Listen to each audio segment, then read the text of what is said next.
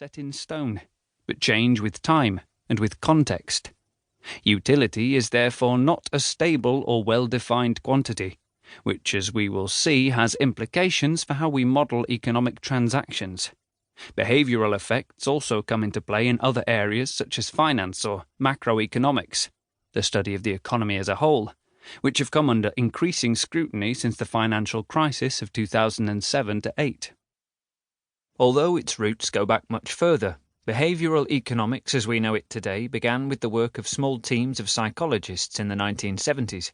They were interested not in building a grand general theory of economics, but in studying how people actually make decisions, through experiments where they enlisted subjects to play games or make choices.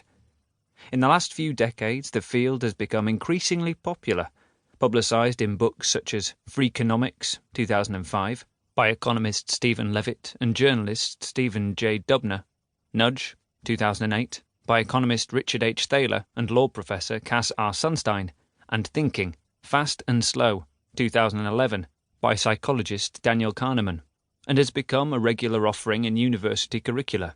Its founders, including Thaler and Kahneman, have been garlanded with the Nobel Memorial Prize in Economic Sciences, which is the economics version of the Nobel Prize. However, as we'll see, the field also has its critics, such as forecasting expert Nassim Taleb, who say it goes too far in attempting to model human psychology. He has described it as bullshit science, and others who say it doesn't go far enough. This book will take you on a guided tour of some of the murkier aspects of economic behaviour, and show how behavioural economics is putting the study of human nature back into economics, including shaping our response to some of our most pressing issues, such as climate change and pandemics. The rest of the book can be divided roughly into 3 parts.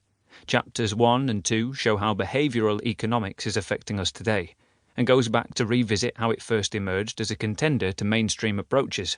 Chapters 3 to 6 focus on how people make decisions as individuals. We explore the various cognitive effects that sometimes confuse us, and the heuristics that get us through the day. Finally, Chapters 7 and 8 broaden the view to consider social behaviours such as herding and altruism, and show how these effects scale up to affect areas such as the stock market and the macroeconomy.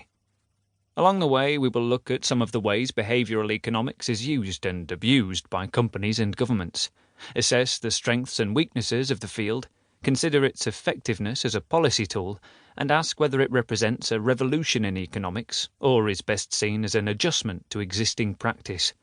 We begin in the next chapter by considering an archetypal illustration of the power, the challenges, and the limitations of behavioural economics. 1. Stay or go. Many of the results in behavioural psychology are based, as we'll see, on the results of psychological experiments, in which human subjects are asked to reveal their preferences by answering a kind of survey.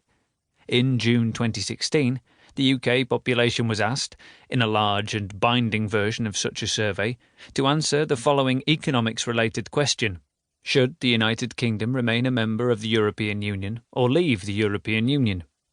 The choice was stark. As The Clash once sang, "Should I stay or should I go?" But the potential payoffs were complex and hard to compare, and the event, including its build-up and aftermath, either involved or illustrated behavioural economics at almost every level. British readers may be tired of the topic, but be assured that the focus here is on the behavioural aspects, not rehashing the politics.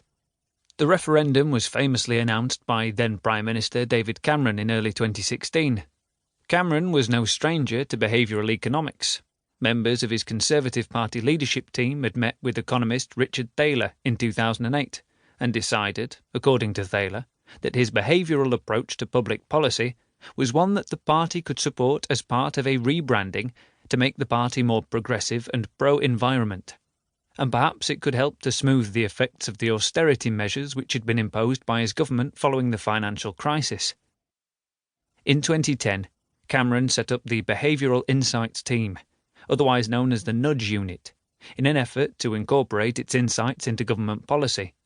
One of the Nudge Unit's first wins was to reword tax collection letters to include a phrase saying that the great majority of people in the UK paid